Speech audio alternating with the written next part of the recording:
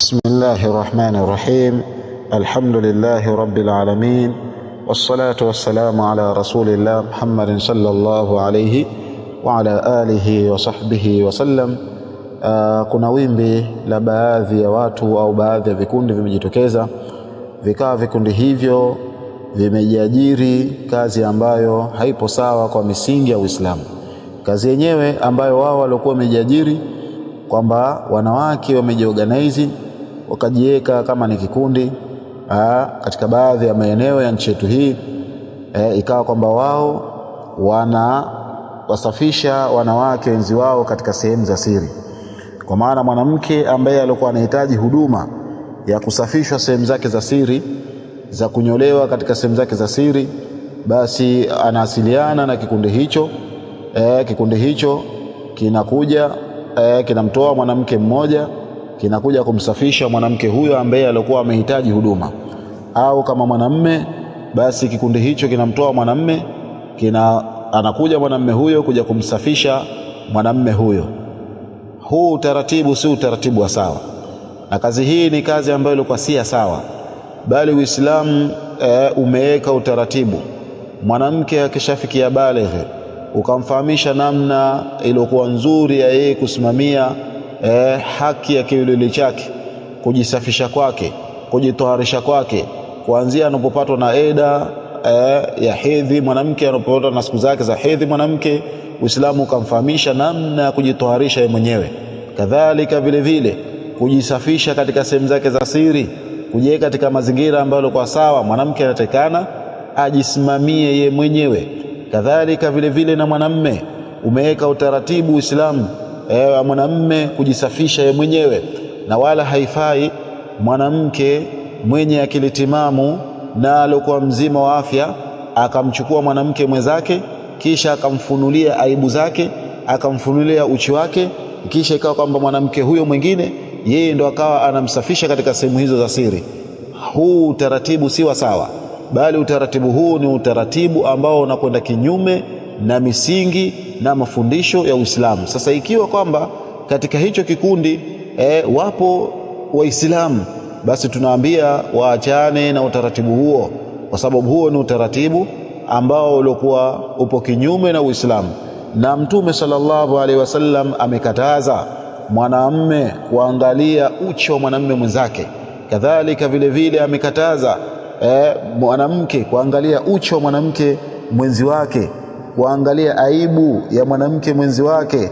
Mtume sallallahu alaihi wasallam amekataza, kama ambavyo ilivyokuja hadithi ambayo hadithi hiyo ipo katika sahihi Muslim. Ukienda katika sahihi Muslim hadithi nambari 338 min hadithi Abi Sa'id al-Khudri radhiyallahu anhu. Sahaba huyo anatusimulia ya kwamba Mtume sallallahu alaihi wasallam amesema, la yanzuru ar-rajulu ila awrati ar-rajuli, mwanamme asiangalie kuangalia uchi wa mwanamme mwenzi wake, wala al-mar'atu ila awrati al-mar'a, wala mwanamke asiangalie kuangalia uchi wa mwanamke mwenzi wake, wala yufdhi ar-rajulu ila ar-rajuli, wala asichanganyike mwanamme kuchanganyika na mwanamme mwenzi wake fi thawbin wahid, katika nguo moja, wala tufdhi al-mar'atu ila al-mar'ati fi thawbin wahid, wala asichanganyike mwanamke kuchanganyika na mwanamke mwenzi wake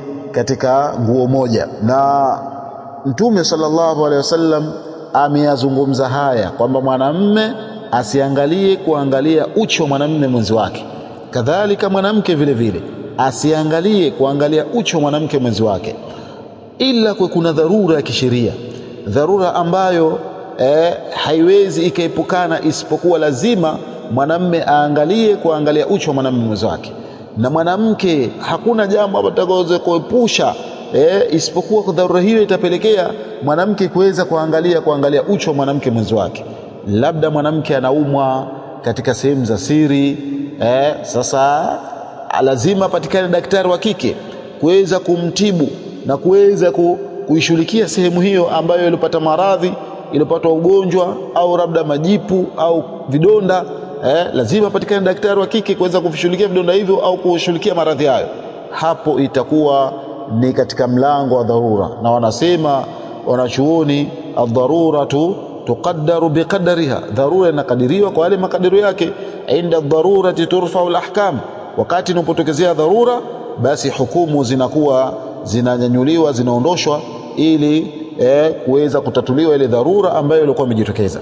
Lakini hebu tuulizane swali, huyu mwanamke ni mzima wa afya, tena ni ana akili timamu, vipi aweze kushindwa kujisimamia kiwelele chake yeye?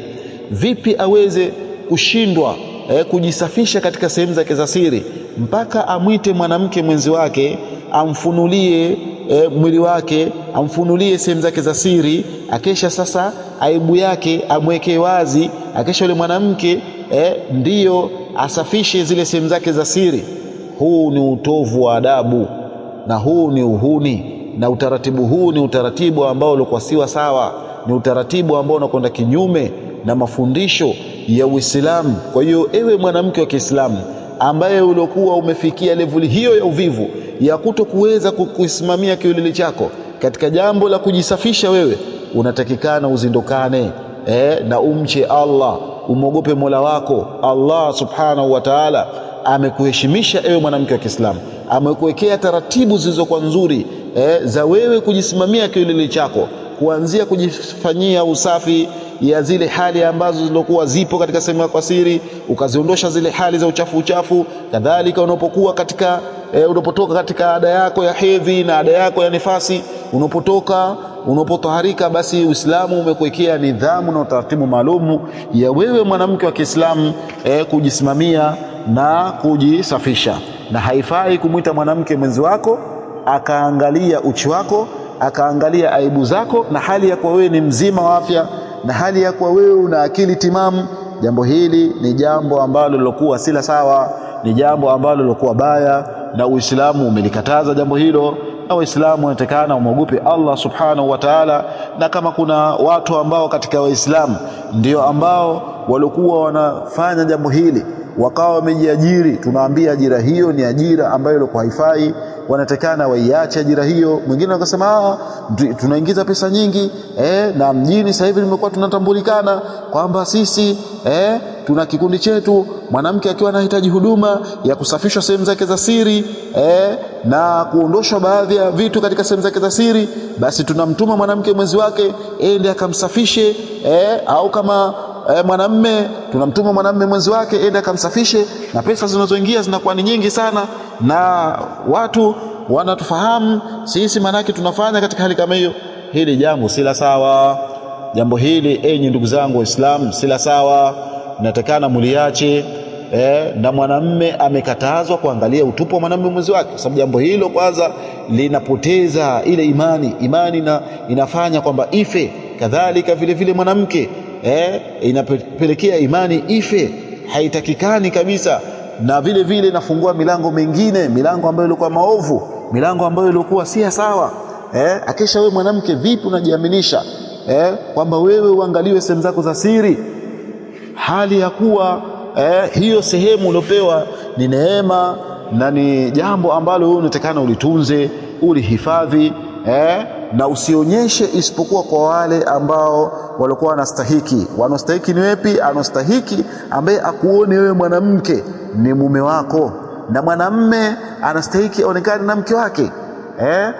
Mke anaruhusika kumsafisha mume wake sehemu zake za siri, na mume anaruhusika kumsafisha mke wake katika sehemu za siri. Lakini watu wengine wasiokuwa hao haifai.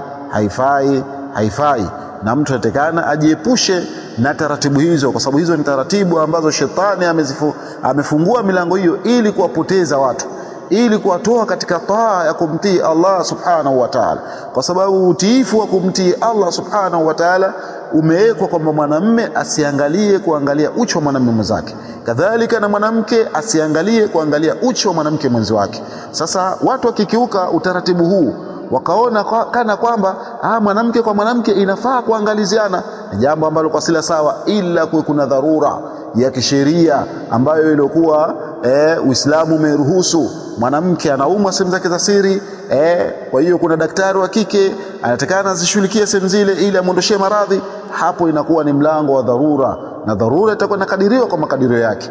Au mwanamke ni mjamzito anataka kujifungua, anahitaji msaada wa daktari wa kike ili manake kuweza kumsaidia akajifungua katika hali iliyokuwa nzuri, hapo inatakikana. Na hapa vile vile tunatoa maelekezo kwamba baadhi ya wanaume wanasomea field hizi za udaktari za kuzalisha. Haya ni masala ambayo wanawake wanatakana wao ndio wasimamia wanawake wenzi wao. Na mwanamume ikiwa kwamba amesomea masala hayo, basi yeye awe ni mwenye kuongoza tu, lakini unapofika wakati wa mwanamke kujifungua kuzaa, basi yeye ikiwa ni mwanamume ana tauhidi, anafahamu, awaongoze wale wanawake, awaambie wewe ndio akamshirikie mwanamke mwenzi wao ili ajifungue katika hali ambayo ilikuwa nzuri na katika hali ambayo ilikuwa salama. Uislamu umeweka nidhamu, Uislamu umemhifadhi mwanamke, kadhalika ukamhifadhi mwanamume na sehemu zao za siri, kwamba ni sehemu ambazo zilikuwa zinatakana kwamba zihifadhiwe. Na hadithi ya Muawiya ibn Haida al-Kushairi, hadithi ambayo anatusimulia sahaba Mtume sallallahu alaihi wasallam kwamba alimuuliza Mtume sallallahu alaihi wasallam, sahaba huyu alimuuliza, ya Rasulullah, vipi kuhusiana na hizi nyuchi zetu? Vipi inatakana kwamba sisi tuwe nazo na tuziweke katika mazingira gani? Mtume sallallahu alaihi wasallam akamwambia, ihfadh auratak, uhifadhi utupu wako, uhifadhi uchi wako, illa min zawjatika, isipokuwa kwa mke wako. Kwa maana mke wako ni halali kuona utupu wako, kuona uchi wako, kuona sehemu zako za siri. Au ma malakat yaminuk, au wale ambao walikuwa wamemiliki mkono wako wa kulia, maana yake wamemilikiwa na mkono wako wa kulia, kwa maana watumwa. Sheria imeruhusu vile vile mtumwa ambaye ulikuwa umempata kwa misingi ya Uislamu uliokuwa umeiweka misingi hiyo mpaka kafikia pahala kwamba ukammiliki mtumwa, basi unaruhusika mtumwa huyo ukastereka naye akaona sehemu zako za siri. Yule sahaba akauliza, qultu ya Rasulullah, nikasema ewe mtume wa Allah, araaita in kana alqaumu ba'dhum fi ba'd, nipe habari mimi ya Rasulullah, ikiwa watu wapo wao kwa wao, wenyewe kwa wenyewe, wanaume kwa wanaume na wanawake kwa wanawake, vipi ya Rasulullah? Hapo inarusika kwamba kuweza kila mmoja akakaa kwamba labda anaweza kuona sehemu zake za aibu za mwenzake, yani wanawake labda akaweza kuona aibu za wanawake wenzi wake, sehemu za siri za wanawake wenzi wao, na wanaume wakaweza kuona sehemu za siri za wanaume wenzi wao. Faqala, mtume akasema sallallahu alaihi wasallam, fa in istata'ta alla turiyaha ahadan fala turiyannaha, ikiwa utaweza wewe kuweza kustiri uchi wako, kuweza kustiri utupu wako, kuweza kustiri aibu yako, usimuonyeshe yoyote yule, basi utakana kwamba usimuonyeshe yoyote yule. Yule sahaba akasema, ya Rasulullah, fa in kana ahduna khaliyan, je, ikiwa mmoja wetu yupo sehemu za siri, yuko pweke, hakuna mtu yoyote ambaye anamuona? Qala, mtume akasema, fallahu ahaqqu an yustahya minhu minan nas, Allah anastahili zaidi kuonewa haya kuliko watu. Maana yake kwamba hata kama utakuwa peke yako na hakuna sababu iliyopelekea kwamba wewe ukae uchi, ukae mtupu, hakuna sababu hiyo, maana yake kwamba hujaenda kujisaidia haja kubwa wala kujisaidia haja ndogo, au labda kukoga, basi hakuna sababu yote ya dharura iliyopelekea hivyo, unatakana vile vile ujistiri, usikae uchi. Sasa leo kwa nini wanawake wanafanya vitendo hivyo ambavyo kwa sivyo sawa, wenyewe wakaita kwamba ni ajira ya kujiajiri, kwamba wao wameweka ajira, na ikawa kwamba sasa wanatambulikana, kwamba wanapita katika kila nyumba, anahitaji huduma ya mtu kusafishwa sehemu zake za siri, mwanamke anaingia anamsafisha mtu katika sehemu zake za siri, mwanamke mwenzi wake katika sehemu zake za siri. Hili jambo si la sawa, ni jambo ambalo litakana kwamba lifahamishwe, wanawake wafahamishwe, waelekezwe kwamba hili jambo si la sawa, na mwanamke wa Kiislamu anatakana ajisimamie mwenyewe kukisafisha kiwiliwili chake, kukitoharisha kiwiliwili chake, na wala siweke wazi aibu zake, ikapelekea kwamba mwanamke mwenzi wake sasa akawa anaziona zile aibu zake au zile sehemu zake za siri akawa anaziona. Hili jambo si la sawa, ila kwa kuna dharura ya kisheria, labda awe anaumwa, katika sehemu hizo zinahitaji matibabu na daktari wa kike yupo, akawa anatakana kwamba zishughulikie sehemu hizo, hiyo ni dharura. Au kama ni mjamzito, kuna daktari wa kike anatakana kwamba mshughulikie ili ajifungue, hiyo ni dharura. Au kwamba yeye ni mgonjwa, mtu mzima, akili zake haziko sawa, basi hapo ataingia mwanawe wa kike, kama ni mwanamke atamsafisha sehemu hizo za siri kwa dharura hizo zilokuwa zipo kwa misingi ya Uislamu, lakini bila dharura yoyote ile ni jambo ambalo lilokuwa halikubaliki, ni jambo ambalo kwa sila sawa. Kwa hiyo wale ambao wanafanya kazi hii tunawaambia hii ni kazi ambayo ilikuwa haifai. Hii ni kazi ambayo inatakana kwamba watu waiache, kwa sababu ni kazi ambayo inapelekea kuua imani, ni kazi ambayo unamwasi Allah ndani yake, kwa sababu Allah subhanahu wa ta'ala amemtamkisha mtume wake. Mtume akasema la yanzuru rajulu ila aurati rajuli wala almar'atu ila aurati almar'a, mwanamme asiangalie kuangalia utupu wa mwanamme mwenzi wake, wala mwanamke asiangalie kuangalia utupu wa mwanamke mwenzi wake. Ikiwa Uislamu unasema hivi, vipi wewe mwanamke wa Kiislamu unaanzisha kikazi au unaanzisha kiajira au unaanzisha kikundi, akisha kikundi hicho kikao kwamba kinasimamia katika kuwasafisha wanawake katika sehemu zao za siri? Hili jambo si la sawa. Muislamu unatakana kwamba umche Allah, uachane na jambo hili, kwa sababu jambo hilo linakwenda kinyume na misingi ya Uislamu. Kwa hiyo ajira hizo tunasema kwa uwazi ni ajira ambazo zilikuwa hazifai. Kama kuna wanawake ambao waliokuwa wanafanya kitu hicho, tena wanawake hao ni wa Kiislamu, tunawanasihi waachane na jambo hilo, kwa sababu jambo hilo ni jambo ambalo kwa sila sawa. Mwingine anasema linatuingizia kipato, linatuingizia pesa, mwingine amejenga kwa sababu ya kazi hii, mwingine amefanya hichi, amenunua gari kwa sababu ya kazi hii, ni pesa nyingi sana. Mwanamke sisi tunakwenda pale, mwanamke mwenyewe anaweza kafanya pirika zake akachezea simu na huku sisi tunamsafisha, hakuna lolote ambalo linatokezea. La, jambo hili katika Uislamu limekatazwa.